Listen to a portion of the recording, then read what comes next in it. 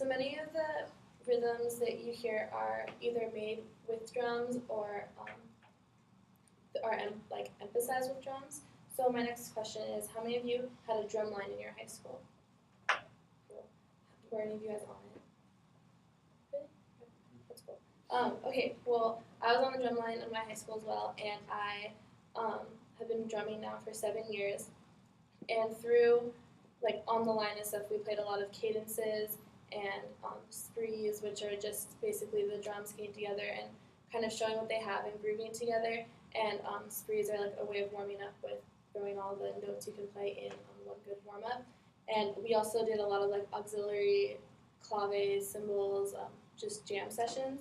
So today we are going to be exploring what rhythm is and why it's important, how drum lines come together to make and create this rhythm, and then I'm going to play you some examples of it.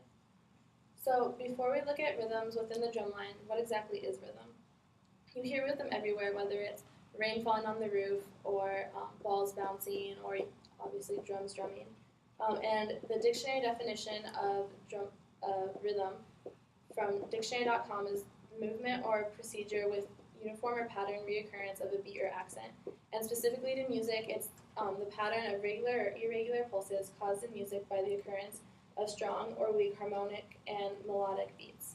So really more simply stated, it's just the rhythm is made up of sounds and silences put together to form patterns.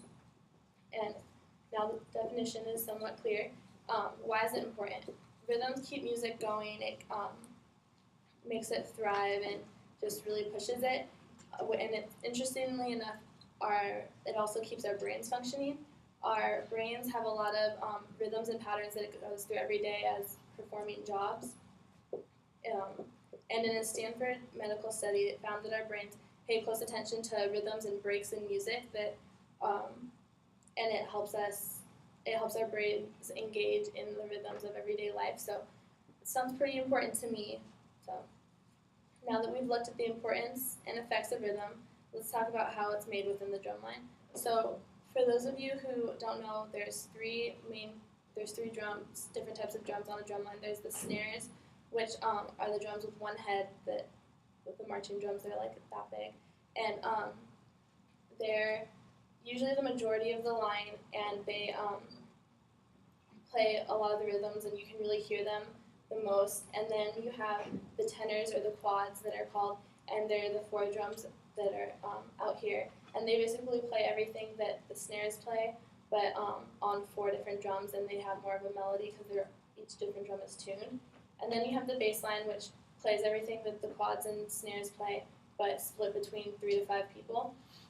And when they come together, they play a lot of, you can obviously hear all the rhythms, and they can add flavor by coming together and playing on the rims or the sides of the drums.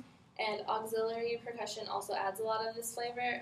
If you use claves and cymbals and cowbell mixed with triangles and shakers, you can have a really good jam session with all of the different people playing all of the different parts, and that's probably one of the funnest things to do. So now I'm going to show you examples. Probably a lot of you are familiar with Lowrider from War, but in the beginning is a really good auxiliary example, so just listen to the beginning for a second.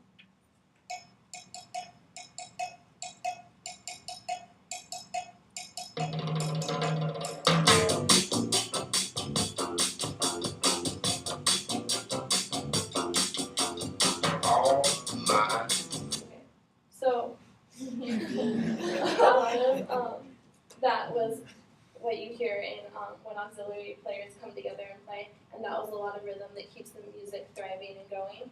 And the next thing I'm going to play for you is a cadence from the Blue Devils drum line, which is part of a drum corps, and it's all the snares and quads and basses.